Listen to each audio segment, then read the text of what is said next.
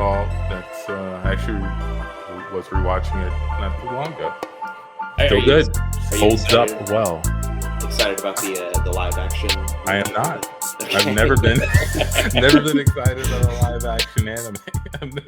Everyone I've seen has been horrible. Me too.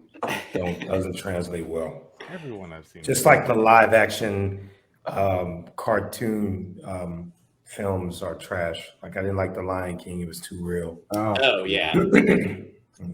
I like the Speed Racer movie a lot. I think it's the closest thing to like what a live action anime would look like. I think it's a very misunderstood film. Yeah, very silly. I haven't seen it, although I have heard it has some really good visual effects in it. It's cool. It's like hyper saturated. They really take the time to make like all the scenes like framed as if it was like in a manga or an anime. Like it's See, I like a movie that has what I call a strong director's hand in it, right? Like the style is apparent. Yeah, oozing it, right? Like I like to see that. Take it up to 11. Me too. I like distinction.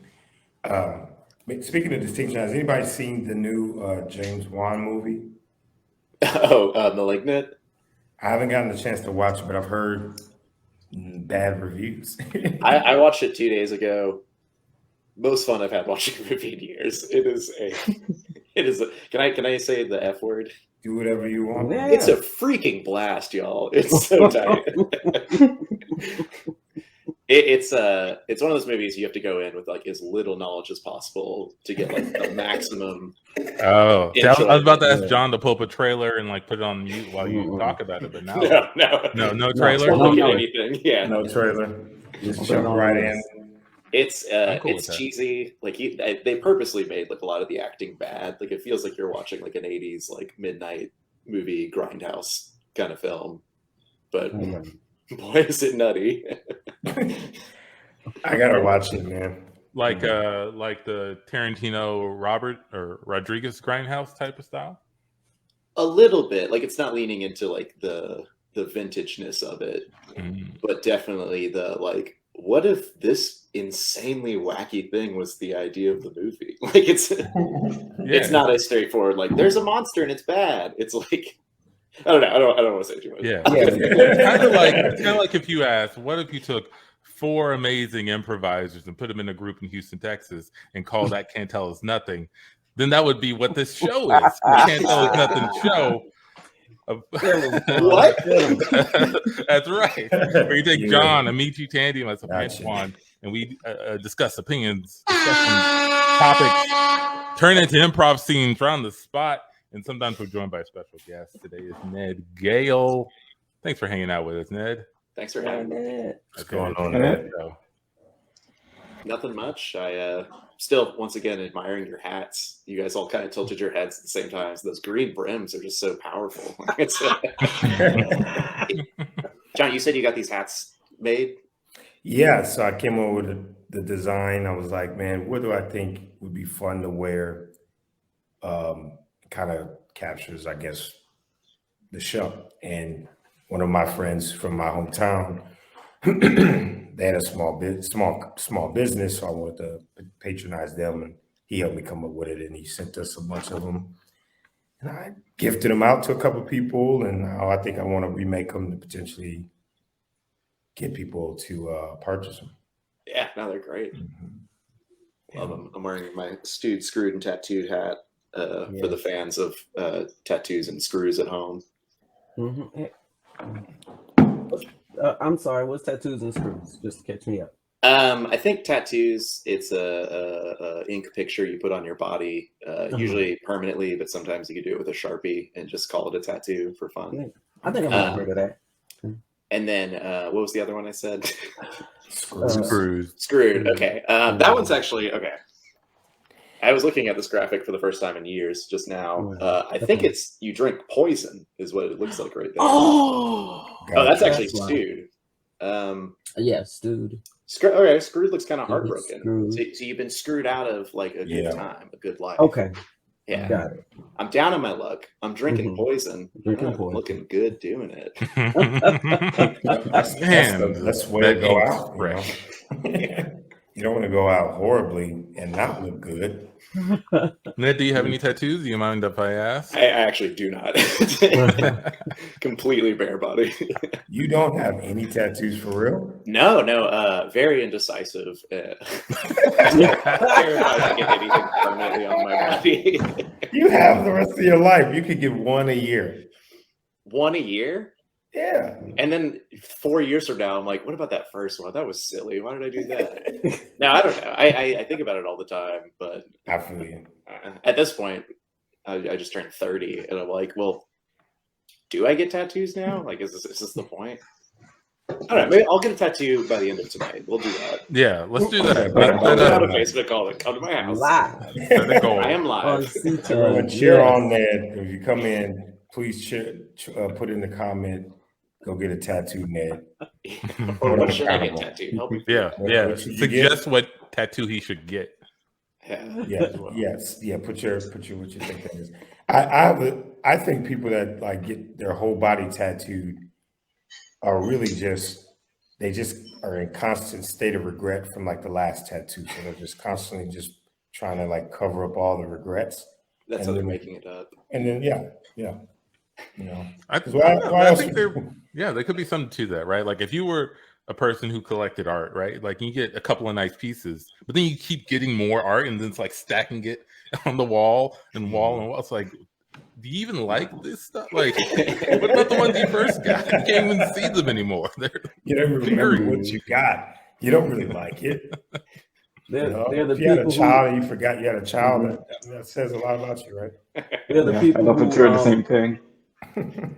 Get the whole they color the whole coloring book. Like they don't leave any pages empty. Like every page is colored. I've never completed a coloring book. They may have something to do with my ADD, but I've never liked every single page. But I never liked. Yeah, I was gonna say I've never liked every page in the coloring book. Some of every page and the backgrounds. That's crazy. Yeah, all pages have been marked, like every inch of it. That's a mark of insanity, I think. Well, people just like the color.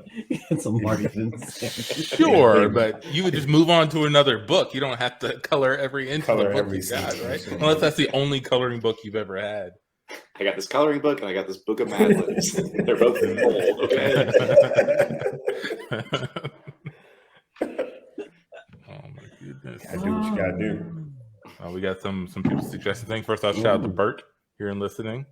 Get a tattoo of a flying paper airplane. Ooh. It's got to be flying. It can't be sitting on a table. Or crushed, like you balled up and get ready to throw it in the trash. Has to be in air airplane. Or maybe it's like already crashed, so the front is like kind of burnt, but it's still flying, and you're like, oh, Stop stealing my tattoo ideas. I was like, now I know what I want to get a tattoo of. Damn tattoo on your chest. That's a good one. That's a good one. Damaged paper airplane. I can see Ned doing that too. Yeah. Also, if people see you coming in the rear view mirror, they'll know your name. Oh no. I did used to wear a shirt in high school. I wore a lot of Sharpie shirts in high school, just like white shirts that I drew on them, just wrote on them real quick. And I just wore one that said Ned real big on it all the time. I don't know what I was trying to accomplish with that. So I was gonna say, how did your fellow students respond to you with the white shirt? Ned! Or someone who didn't know me would be Ned! And which is nice. It's good to hear your name in the halls. Yeah, for some reason, people get excited when they know what to call you immediately. Yeah. Ooh. Name on the shirt. I know what to do. I know it's you. Yeah. But yeah, did people sort of look forward to your shirts, or was it just like, that's Ned being silly? Yeah, it's more of that. I definitely kept to myself a little bit in high school. I was a theater kid who kind of lounged in the theater hallway and nowhere else. Oh yeah, that was a straight theater move. Ned on the shirt. I didn't even think about that. Straight up. I was like, how do you keep to yourself and then write your name on a shirt with a Sharpie? Write a big, write something really big. Theater kid. That pushes people away from you. And put "Let's Play" really big on your shirt, and people go, "Oh, let's play." That's with that guy. What was your favorite shirt design? You like? I had a cowboy hat that I wore at a lot of parties that just said "I'm an asshole" really big on it, and that seemed to be a hit with people. I think. Oh yeah. Yeah. Legendary. That sounds like a legendary. You probably have so many stories tied with that hat.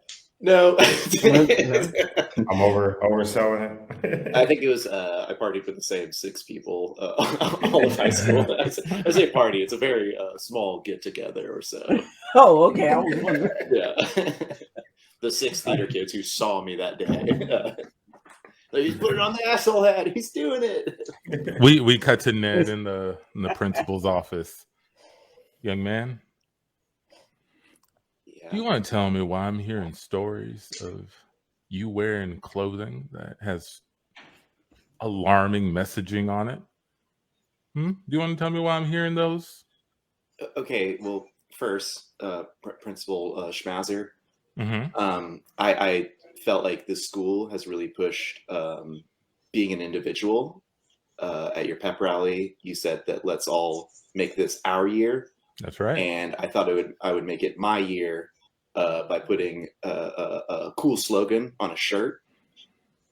Right. And expressing myself to all my fellow students.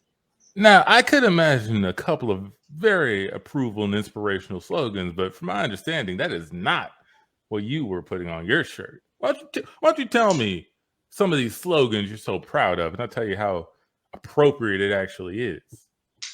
Okay, well, the first shirt I wore on Monday is probably the one that you're referring to. It's the first time I got written up. Mm-hmm. It said, there is a fire in the bathroom.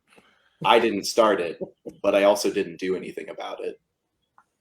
Now, there wasn't really a fire in the bathroom. I just thought it was like really inspiring to everybody to like, hey, why don't you look in the mirror and think about what you would do if there was a fire in the bathroom. Now, don't you think you're setting a bad example by not doing anything about it on the shirt itself? Shouldn't you be even given some sort of instruction? Now, if the shirt had instructions on what to do if you saw a fire, that'd be another story. But your shirt actually had things that I would recommend against. So that is definitely not acceptable, Ned. Wait, so if you're telling me if I were to write some instructions maybe on the back, I know I'm usually wearing my backpack, but maybe if I took it off and on the back it said, if you do see a fire, you should douse it with, I guess, water or contact maybe one of the in-school. Here, let me get the whiteboard. Let me get the whiteboard. Yeah. All right. So if you see a fire, right, you contact an adult. Yeah, sure. If there's no adult around, get a fire extinguisher. They're all around the school. Maybe you have a little map that has all the locations of the fire extinguisher around the school. Yeah. I guess I could switch to a tall T. That seems like a pretty big map. Normally I'd be against tall T's, but if it's for a good cause, Ned, I'll make an exception for you. We cut to Ned in the sports athletic director's office. Hey here, son. Son, I've been trying to get a hold of you for the last couple of weeks. You know we got that big high school football game coming up. Yeah, and once again, I just think I'm too much of a pipsqueak to play on the team. I don't know. You got yours. You are right about that. I wasn't asking you to play on the team. I was asking if you would help with the play calling. We've been seeing how you've been drawing maps and stuff on the back of your shirt, and we was hoping that maybe you would like to participate on that football team, drawing up plays on your shirt and running them down to the players on the side of the bench. Okay, so do I have to make the plays themselves? I don't really know. No, we'll leave that up to the football coaches. They'll be drawing on your shirt. You just run down the sideline to the other players and make sure everybody knows what play we're going to be doing. Okay. I'm really not much of a runner. It kind of goes into the pipsqueak thing. Is that going to be a problem? Don't you think it's going to be a slight problem? But don't worry about that. we're gonna have you show up at 6 a.m. so we can get you in some special conditioning so you'll be able to do this. This is a pretty important game. I know you've been helping out the principal to give me like a piggyback ride or something. Like I just want to be a vessel for the information. Okay. I just started the shirt thing to show off. I'm not trying to Okay, I see what you're saying, son. You want to be a dove and you need somebody to carry the dove to the I can see what I can do for you. We got a couple of linebackers that need some conditioning too. So maybe we'll draw the plays on your shirt. We'll get one of the linebackers to move you all the way down to the other coaches so that they make sure we know what play we're on. We cut to the game. They're doing this. They're carrying Ned up and down the line. The plays on it. Some of the other players across the field are seeing this guy. Hey, look at that dude. Look at that dude. Are those the plays? Yeah. And they look like the plays, but I think that's what they want us to think. They think we're stupid enough to believe those are our plays. Those are plays that we should be game planning for. We should. I mean, he's on the other team, so we should take those plays, man. What if we went over there and took that kid, get the plays off his shirt? Halftime coming up in like 30 seconds. I'm down. Yeah, let's do it. All right, let's meet over by their locker room and see if we can find him by himself. Hey, another good play, guys. Well, I'm gonna go get a small drink of water real quick. That's all I need to be carried. That's halftime. Everyone head to the locker room. Hey, Pipsqueak. Hey, shirt man. Hi. Who are you guys? Why don't you come with us? What's going on, Den? Hey, wait a second. Your jerseys are different colors from my teammates. What are you up to? Right. We want to speak to you about your wardrobe. Why don't you come to our side of the field? Well, I'd love to tell you about my wardrobe. Recently, I was told by my school's principal that we have to express ourselves as individuals inside of our school system, and that I should put custom messages on it. What kind of messages would you put on your shirt? As he's saying this, the quarterback of his team sees what's happening. It's like, wait, no, get away. They're from the other team. Here, get with this guy. Ned to the person. Get him out of here. Get him. Chasing him down. One of the other team members grabs his leg. One of the other team members grabs his leg, so now they're pulling back and forth. Now, if you look down at the sideline, looks like the teams are wrestling over a young man. They're at the line of scrimmage. I'm not sure if they're going to give him his yardage this way. Yeah, Bob. It looks like this homecoming gaming is pretty damn serious. And scene. Oh